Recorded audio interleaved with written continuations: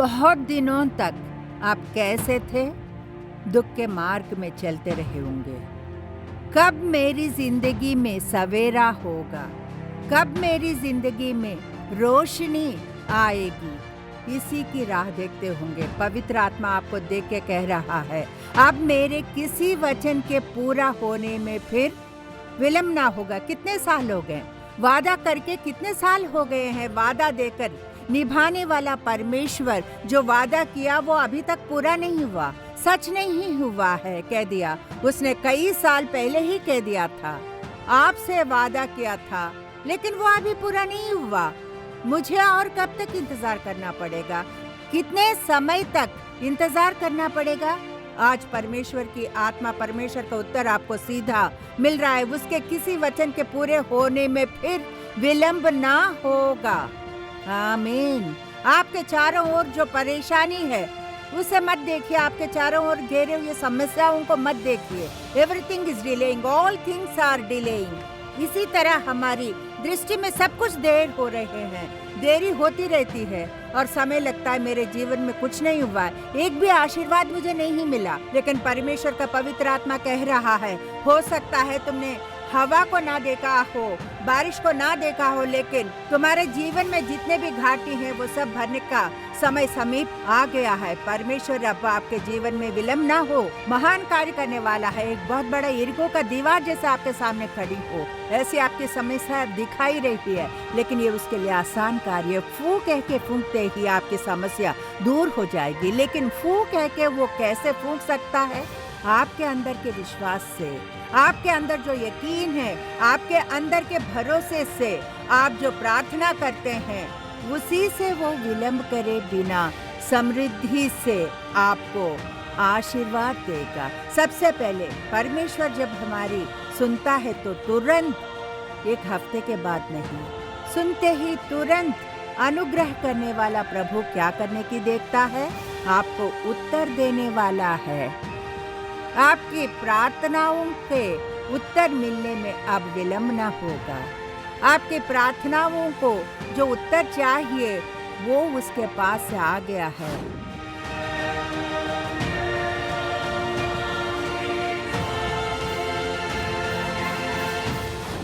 दूसरी बात, परमेश्वर विलंब किए बिना आपके जीवन में क्या करने वाला है पता है? लूका अध्याय 18 1 और 2 में एक दृष्टांत को देखते हैं जिसे यीशु ने अपने चेलों को सुनाया था। वो दृष्टांत एक न्यायाधीश के बारे में यीशु ने बताया था। वो न्यायाधीश एक बहुत ही अन्यायी न्यायाधीश था, अक्रम करने वाला एक न्यायाधीश, लापरवाह एक न्यायाधीश था। उसके पास से कोई न्याय नहीं आता था, उसके मुंह से धर्म या न्याय की बातें नहीं निकलती। ऐसा एक न्यायाधीश, कठिन हृदय वाला एक न्यायाधीश उस गांव में रहता था। एक गरीब विधवा माँ अपनी समस्या को लेकर उसके पास जाकर न्याय की मांग कर रही थी। न्याय चुकाने को कहते, न्यायाधीश, जज गिव मी एन आंसर, देखिए मेरी समस्या ये है, मेरा संघर्ष इस तरह है, कह के उससे कहती। वो न्यायाधीश एक बार भी उसे उत्तर नहीं दिया। वो मांगती रह गई, उसे सताती रह गई। रात दिन न्यायाधीश के घर पे जाके आंगन में खड़े हो जाते, दिन रात जाके उस न्यायाधीश से कहा करती, न्यायाधीश मेरा न्याय चुका कर, मुझे मुद्दे से बचा, न्याय चुकाना ही पड़ेगा, मेरा न्याय चुका दे, मेरी ओर से लड़ने वाले आप मेरा न्याय चुकाए बिना कैसे रहेंगे? कह के उस न्यायाधीश के पैरों पे पड़कर हर दिन आंसू बहाते हुए बैठी रहती थी। वो उसे सताती रहती। इस समय आपको देखकर पवित्र आत्मा कह रहा है कि आप दिन रात परमेश्वर को सता रहे हैं। एक न्यायाधीश को एक गरीब विधवा जाके सताती थी, उसे न्याय मिला था, ऐसा हम बाइबल में देखते हैं। वो अक्रमी ही था, अधर्मी ही था। अधर्मी उस न्यायाधीश का हृदय उस गरीब विधवा की पुकार को सुनकर उसने जो बातें कहीं वो सुन के उसने उस पर दया दिखाई, उस पर अनुग्रह किया। हे प्रभु, ये रोज मेरे पास आके सता रही है, इसने मेरी नाक में दम कर रखा है, इसका सताना खत्म नहीं हो रहा है। मैं जा जा कह के उसे ठुकराने पर भी वो बार बार आके मुझे सता रही है। इसका मैं न्याय चुकाऊंगा कह के वो अधर्मी जो किसी की परवाह ना करता था, उसी ने न्याय चुकाया है। तो आपका प्रिय, मेरा प्रिय न्यायाधीश बन के आने वाला है। वो धर्मी है, न्याय चुकाने वाला है, आपकी तरफ से लड़ने वाला है, मेरे लिए वकालत करने वाला है, वो आपके लिए युद्ध करने वाला है। तो क्या वो न्याय नहीं चुकाएगा? न्याय चुकाए बिना रह सकता है? अब फिर विलंब ना होगा, तुरंत आपको न्याय चुकाने का समय बस देखिए आ गया है। उसे आप अपनी आंखों से देखने वाले हैं, कोई और नहीं बताने वाला है। You are going to see the blessing in your life. आपके जीवन में आपको जो न्याय का फैसला दिया गया है उसको आप अपनी आंखों से देखेंगे, आप अपने जीवन काल में उसका अनुभव करेंगे। कितने लोग, बताइए, कितने लोग आमीन कह सकते हैं? कितने लोग कह सकते हैं कि मेरा परमेश्वर न्यायाधीश बन के मेरा न्याय चुकाएगा? इसके लिए हमें क्या करना होगा? दिन रात, हाँ, दिन रात उसे सताना होगा। किस तरह सताना है? उसके सम्मुख जाके बैठ के प्रार्थना प्रार्थना प्रार्थना करके तृप्त होने तक प्रार्थना करनी होगी। प्रार्थना करने के लिए जब तक और बातें ना हो तब तक कीजिए, संघर्ष के साथ कीजिए। याकूब ने ऐसा ही किया था। याकूब पाँव फटने तक वो मल्लयुद्ध करता रहा। परमेश्वर के सम्मुख सुबह तक उसने मल्लयुद्ध किया। जब वो मल्लयुद्ध कर रहा था तो पता है क्या कहा था उसने? परमेश्वर को देख के जो उसके साथ मल्लयुद्ध कर रहा था, जब तक तू मुझे आशीर्वाद ना दे तब तक मैं तुझे जाने ना दूंगा। आपको भी नहीं छोड़ना चाहिए। प्रभु के पैरों को पकड़ के पूछिए, अगर तू मेरी जरूरत पूरी नहीं करेगा तो, अगर मेरी बीमारी को तूने चंगा नहीं किया तो, अगर मेरी समस्याओं का परिष्कार नहीं किया, मुझे न्याय चुका के मेरे न्याय को अगर स्थापित नहीं किया तो मैं तुझे नहीं छोड़ूंगा। मुझे आशीर्वाद देना ही पड़ेगा, आशीर्वाद दे। ऐसा कह के आप परमेश्वर के सम्मुख दिन रात संघर्ष करके प्रार्थना कीजिए। क्या संसार आपके विरोध में है? बंधु मित्र सब लोग आपके खिलाफ हैं क्या? शत्रु आपके जीवन में तूफान मचा रखा है क्या? तूफान जितना भी भयंकर हो, हवा जितना भी प्रचंड क्यों ना हो, उसके पास से आपको जो फल मिलेगा उसमें विलंब ना हो। वो अभी देने वाला है, वो आपका न्याय चुकाने वाला है, आपको धर्मी ठहराने वाला है। Hallelujah, hallelujah. आपके जीवन के हालात चाहे जैसे भी हों, मेरे साथ अन्याय हुआ है, ईर्ष्या की वजह से ये सब किया है, उनके पास जो धन दौलत है उस बल के निमित्त किया है। आपके साथ बहुत अन्याय हुआ है, परिवार के लोगों ने आपको बाहर कर दिया है, आप बिलख रहे हैं। परमेश्वर का पवित्र आत्मा बता रहा है, तुम्हारी सारी वेदना को मैं तुमसे निकाल देता हूँ। वो बुराई तुम्हें छू नहीं पाए। ऐसा आपके विरोध में जो शत्रु आ रहे हैं उनके साथ ऐसा होने दूंगा कह रहा है। ऐसे परमेश्वर की मैं और आप आराधना कर रहे हैं। रोमियो अध्याय 9 में एक वचन 28 धार्मिकता के बारे में बखूबी बताता है, क्योंकि प्रभु अपना वचन, गौर कीजिए, क्योंकि प्रभु अपना वचन पृथ्वी पर पूरा करके धार्मिकता से शीघ्र उसे सिद्ध करेगा, ऐसा वचन बताता है। जी हाँ, वचन बता रहा है ऐसा।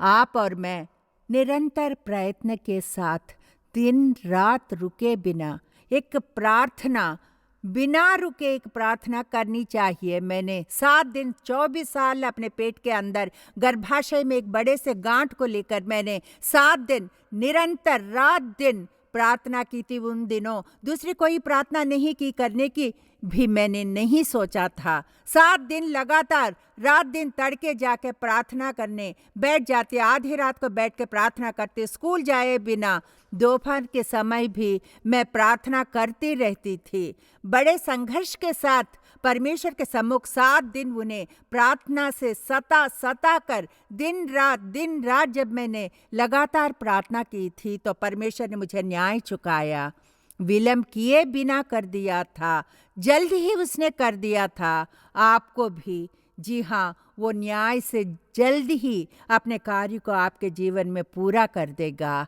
हालेलुया। आपके ऊपर एक उद्देश्य है, उसे आपके लिए उसने कुछ सोच के रखा है। आपको और मुझे उसे समझना होगा। परमेश्वर ने मुझ पर एक न्याय रखा हुआ है, एक नीति को रखा है, एक काम को पूरा करना है। देयर इज अ पर्पस, एक कारण है। मेरे इस भूमि पर जीने का एक कारण है, आपके इस भूमि पर जीने का एक कारण है। उस कारण के लिए परमेश्वर अवश्य पूर्णता देगा, उसे वो पूरा करेगा। ऐसे ही बेकार जीने के लिए परमेश्वर ने हमें पैदा नहीं करवाया, इस धरती पर लेके नहीं आया। ऐसे ही जी के जाना उसकी इच्छा नहीं है, वो उसे प्रेय नहीं है, वो उसका उद्देश्य नहीं है। उसका उद्देश्य को आपके ऊपर पता है कैसे रखा हुआ है, ताकि वो उसे देख सके। ऐसा बस हम ही हैं जो उसे छोटा समझते हैं। मैं अगर एक साधारण टीचर की तरह काम करके चली गई तो बस मेरी जिंदगी कट जाएगी, ऐसा आप सोच सकते हैं। एक साधारण, एक वैद्य, एक डॉक्टर बन के जिया तो दौड़ के पूरा कर लूंगा कह के आप एक छोटे से दायरे में आप अपनी एक इच्छा को, अपनी आशा को, अपने इंटरेस्ट को स्वयं फैसला करके उसे दबा दबा के काम करते होंगे मेरे प्रियजनों।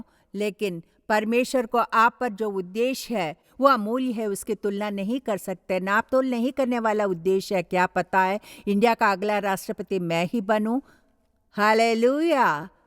ईर्ष्या से देखते होंगे ना, गुस्से से देखते होंगे। क्या पता परमेश्वर को मुझ पर बड़ा उद्देश्य हो। इस देश का पालन करने के लिए अगर परमेश्वर हमें एक जिम्मेदारी देना चाहता है तो क्या हम मना करेंगे? जाके बैठ जाएंगे, देश को सुधारेंगे, ठीक करेंगे, अच्छे बड़े कार्य करेंगे। हालेलुया। आप लोगों पर ऐसा उद्देश्य है परमेश्वर को, आपके परिवार में आप आशीर्वाद बन के रहे, ऐसा रखा है। ये आप नहीं समझते। पता है आप क्या देख रहे हैं? समस्याओं को। आप किसे देखते हैं पता है? आपके सामने एक छोटी सी समस्या है, बस सर चकरा जाता है तो हे प्रभु चक्कर आ रहा है, हे प्रभु सर घूम रहा है, मुझे 30 साल से घूम रहा है, जैसे संसार घूम रहा हो, निर्माण घूम रहे हो, लगता है हे प्रभु सब घूम रहे। उस पर माता पिता कह देते हैं बेटी तुम काली होती जा रही हो, तुम्हारी शादी करने लायक बेटी है, तुम स्कूल मत जाओ बेटी, तुम चुपचाप घर पर बैठी रहो बस। परमेश्वर ने आपकी जिंदगी में जो उद्देश्य बनाया है उसे पूरा ना होने देने वाले पहले शत्रु आप हैं। You are the first enemy. आप ही पहले शत्रु बन के आपके जीवन में परमेश्वर जो करना चाहता है उसे टोकने वाले आप ही हैं। छोड़ दीजिए, सर चकराए तो क्या, सर को चकराने दो, दिमाग कोई गोल गोल तो नहीं घूम रहा है ना, बस ऐसे ऐसे लगता होगा, यही ना, जाने दो, छोड़ो। उसे कह के हिम्मत से जाइए। कितनी बार मेरा सर चकरा के, कितनी बार इसी रास्ते से घर से स्कूल जा रही थी तो नीचे गिर गई, कितनी बार चेहरे पे चोट आई, कितनी बार हाथ पैर में चोट आए थे। इसका मतलब क्या सर चकराते ही छोड़ के भाग जाऊं क्या? ये परमेश्वर की इच्छा नहीं है। आपको अगर एक जगह पे लाके रखा है, मतलब आपको एक प्रांत में रखा है, मतलब आपके परिवार का एक सदस्य बना के रखा है, मतलब उस परिवार के लिए आपको आशीर्वाद बना के चुना होगा, आपके लिए एक प्लान होगा। क्या पता कल आप एक आइडा स्कर्डर जैसे आप एक मिशनरी हॉस्पिटल को आप चेन्नई में शुरू करने के लिए परमेश्वर ने आपको यूज करने के लिए प्लान बनाया हो। जी हाँ, उसने प्लान्स बनाए होंगे। हालेलुया। आप नहीं जानते what's going to happen after 20 years, you may not know. मुझे नहीं पता होगा। मेरे 20 साल की उम्र में मैंने 2 दुख झेले हैं। 22 साल की उम्र में मैंने जब सब कुछ खो दिया था तो मुझे नहीं पता था कि 50 साल की उम्र में प्रभु मुझे एक सेविका बना के रखेगा। 30 साल पहले मुझे कुछ नहीं पता था। मैं एक साधारण स्त्री की तरह जीती थी, एक साधारण स्त्री की तरह शादी की थी, बच्चे को पैदा किया, बस यही मेरी जिंदगी थी। 4 दीवारों के बीच में मैं भी एक दायरे के अंदर अपनी जिंदगी गुजारती थी। लेकिन प्रभु ने मेरे लिए जो रखा था उसे मैं समर्पित कर दी। समर्पित करने की वो भावना आप में भी होनी चाहिए। पिता को मुझ पर एक उद्देश्य है, वो उद्देश्य या प्लान पिता तूने मेरे लिए रखा है, उसे पूरा करने के लिए अपने को समर्पित कर रही हूँ कह के आप एक बार देखिए, पूर्ण हृदय से 100% उसके सम्मुख अपने को समर्पित करके देखिए। परमेश्वर ने आपके लिए जो प्लान बनाया है उस प्लान को आप देख पाएंगे। आपको स्टेप बाय स्टेप आगे ले जाता रहेगा, आगे धीरे से ले जाएगा। किसी को धक्का देने की जरूरत नहीं है। आपको भी पैर उठा के रख के मत जाना, एक कदम डाल के देखिए बस। परमेश्वर के लिए वो आपके पीछे रह के आपको पुश करके आपके द्वारा महान कार्य जो भी उसने प्लान किया है वो पूरे होते हुए आप विलंब ना होते हुए देखने वाले हैं। हालेलुया। आपको न्याय चुकाने वाला परमेश्वर कह रहा है, रात दिन परमेश्वर के सम्मुख रहकर जिस तरह उस विधवा ने उस न्यायाधीश को बार बार सताया था, कह कह के पूछ के प्रभु से भीख मांगिए, निश्चय ही विलंब किए बिना न्याय चुकाने की महिमा रखता है परमेश्वर। अब एक तीसरी बात मैं आपको बताती हूँ, परमेश्वर किसमें विलंब नहीं करेगा। यशाया अध्याय 58 वचन 8 को पढ़ते हुए अब हम सुनेंगे। तब तेरा प्रकाश पाँव फटने के समान चमकेगा और तू शीघ्र चंगा हो जाएगा। तेरा धर्म तेरे आगे आगे चलेगा, यहोवा का तेज तेरे पीछे रक्षा करते चलेगा। परमेश्वर आपको कभी अकेला नहीं छोड़ेगा। खून के इल्जाम मत डरो, बीमारी का दर्द मत डरो, क्योंकि वचन बताता है परमेश्वर का तेज आपके पीछे रक्षा करते चलेगा। अब फिर विलंब ना हो, आपके सुखी जीवन को परमेश्वर जल्दी ही अंकुरित करने वाला है। आमीन कहने वाले हाथ ऊपर उठा के आशीर्वाद को अपना कर लीजिए। परमेश्वर जो आशीर्वाद देता है, आप पूर्ण आनंद के साथ पूर्ण हृदय से आप इन वचन को जब लेते हैं तो आपके जीवन में एक तेज प्रकाशित होगा। Hallelujah, hallelujah. जल्द ही सुखी जीवन मिलेगा। जन्म से ही गूंगी बहरी आत्मा लिए एक जवान भाई था। एक छोटा बच्चा जब से पैदा हुआ था तो उसमें एक गूंगी आत्मा, बहरी आत्मा थी और वो उस पर अधिकार करते हुए उसे दुखी करता था। वो बहरापन और गूंगापन जिस बच्चे में वो दुष्ट आत्मा थी, उस बच्चे को उसके पिता ने चेलों के पास ले जाके दिखा के उसे चंगा करने को कहता है। इसके लिए प्रार्थना करो कहता है। चेलों ने प्रार्थना की, लेकिन उनकी प्रार्थना में महिमा नहीं थी, उनके अंदर विश्वास नहीं था। उस निमित्त उन्होंने जो प्रार्थना की उससे फल नहीं मिला था। तब वो पिता यीशु के पास जाके कहता है, कई बार मेरे बेटे को इसमें जो गूंगी आत्मा है समाई है, उसे आग में धकेलता है, पानी में डाल देता है, उसके मुंह से झाग निकलता है और वो मूर्छित होके गिर जाता है। वो आत्मा उसे सता रही है, उससे तू मेरे बेटे को छुड़ा ले कह के यीशु के पास जाके उस पिता ने आंसुओं से विनती की होगी। मैं उस विजुअल को, हाँ प्रियजनों, चित्र को देख पा रही हूँ। वो कितना रोया होगा। बचपन से वो बच्चा उनसे दूर रखा गया, जंजीरों में जकड़े जाने की स्थिति, उसे अच्छे वस्त्र भी नहीं पहनाए होंगे। हो सकता है उसके माता पिता उसे ठीक से पकड़ भी नहीं सकते होंगे। अब वो जवान हो गया है, उस युग में अब बल भी बहुत होगा। हो सकता है माता पिता उसे बांध के रखने की स्थिति में ना हो। उस स्थिति में यीशु ने उस गूंगी और बहरी आत्मा को देख के एक ही बात में उसे डांटा। कहता है कि मैं तुझे आज्ञा देता हूँ, उसमें से निकल जा। तो वो भूत की आत्मा, दुष्ट आत्मा उस जवान लड़के को दुखी कर रहा था। वो नीचे लुढ़का रहा है, यहाँ वहाँ भगा रहा है, लुढ़कते हुए मुंह में से झाग निकल रहा है। यीशु बस एक बार डांटा, वो गूंगी आत्मा उससे निकल कर चली गई। उस जवान ने नया सुखी जीवन पाया। उसकी जिंदगी फलने फूलने के लिए प्रभु ने मदद की। एक अंधा सड़क के किनारे बैठकर भीख मांग रहा था, बर्तिमाई नाम था उसका। वो ये सुनकर कि यीशु नासरी है, उसी मार्ग से आ रहा है, तो वो जोर जोर से पुकार के कहने लगा, हे दाऊद की संतान, मुझ पर दया कर। जब कहा तो प्रभु ने उसे एक सुखी जीवन दे दिया। यीशु ने जब उससे कहा कि तू क्या चाहता है कि मैं तेरे लिए करूं, ये कि मैं देखने लगूं, जब बर्तिमाई ने कहा तो तुरंत प्रभु ने उससे वहां एक सुखी जीवन दे दिया। उसने अपने ऊपर के वस्त्र को निकाल फेंक के दौड़ा, यीशु को देख के दौड़ा, यीशु के पीछे हो लिया। दूसरे लोगों ने उसे मना किया, रोका कि यीशु को मत सता। आपके समाज में भी अनेक लोग आपको डांटते होंगे, आपको देख के कहते होंगे बस करो, चुप हो जाओ। यीशु के चेलों ने उस दिन उस अंधे से कहा कि यीशु को ना सताओ। उसी तरह आपके जीवन में भी अनेक लोगों ने कहा होगा मत जाओ वहां। अगर तुम्हारी समस्या का समाधान चाहते हो तो यहीं पर आके सुलझाना होगा। बलि वेदी से अग्नि निकलकर बह रही है। जहां जहां ये अग्नि जाते हैं वहां आरोग्य होता है। जहां जहां ये जीव जल जाता है वहां आरोग्य होता है।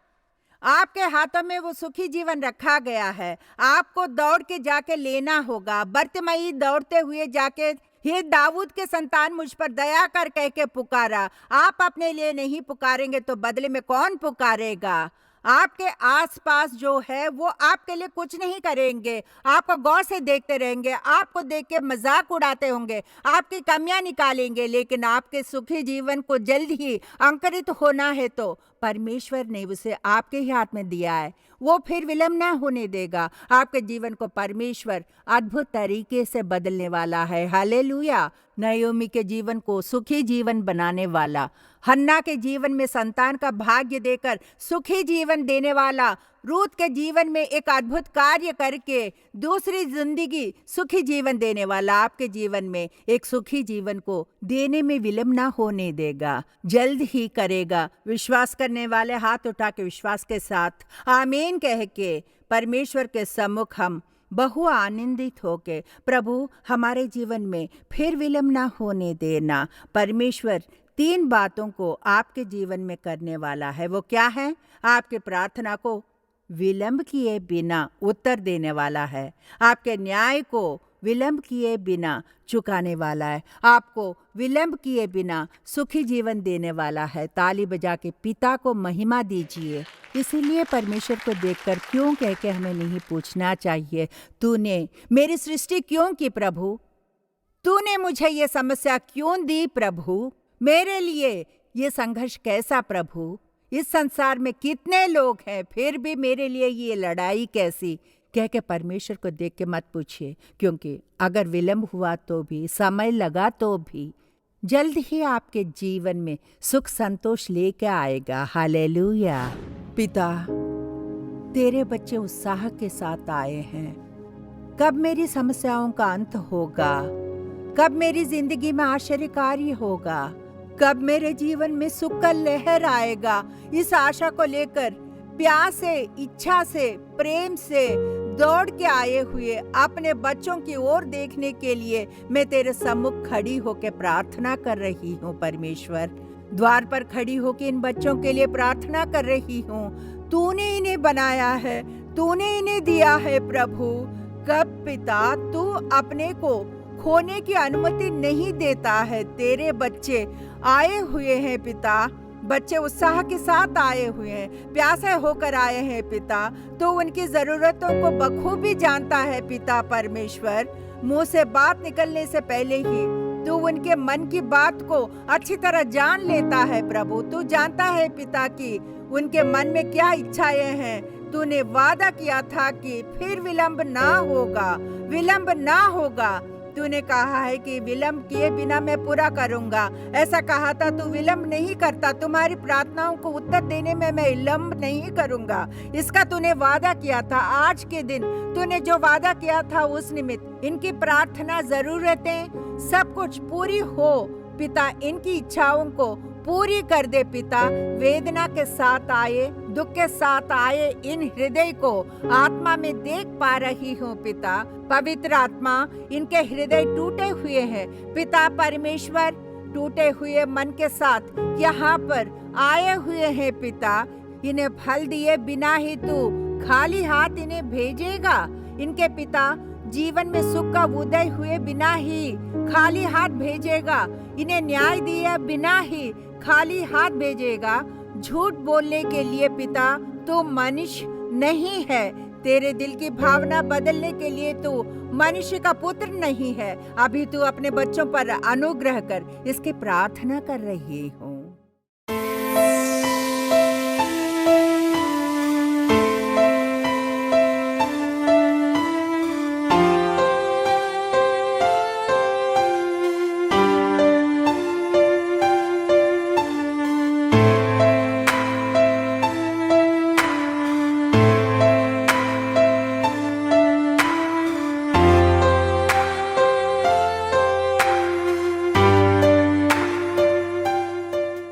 प्यारे साथियों, बहन नलनी विल्सन का विनयार्ड सेवकाई द्वारा प्रस्तुत हर रविवार सुबह 9:30 बजे से लेकर 11:30 बजे तक इसमें अभिषेक के साथ आराधना भी हो रहा है। उसमें भाग लेने के लिए कलीसिया में प्रत्यक्ष आमंत्रित करते हैं। जगह विनयार्ड सेवकाई, मंदवली बस डिपो के पास, कनाल बैंक रोड, मंदवली, चेन्नई 28। अधिक जानकारी के लिए 9962623333 9962623333 पर कॉल करें।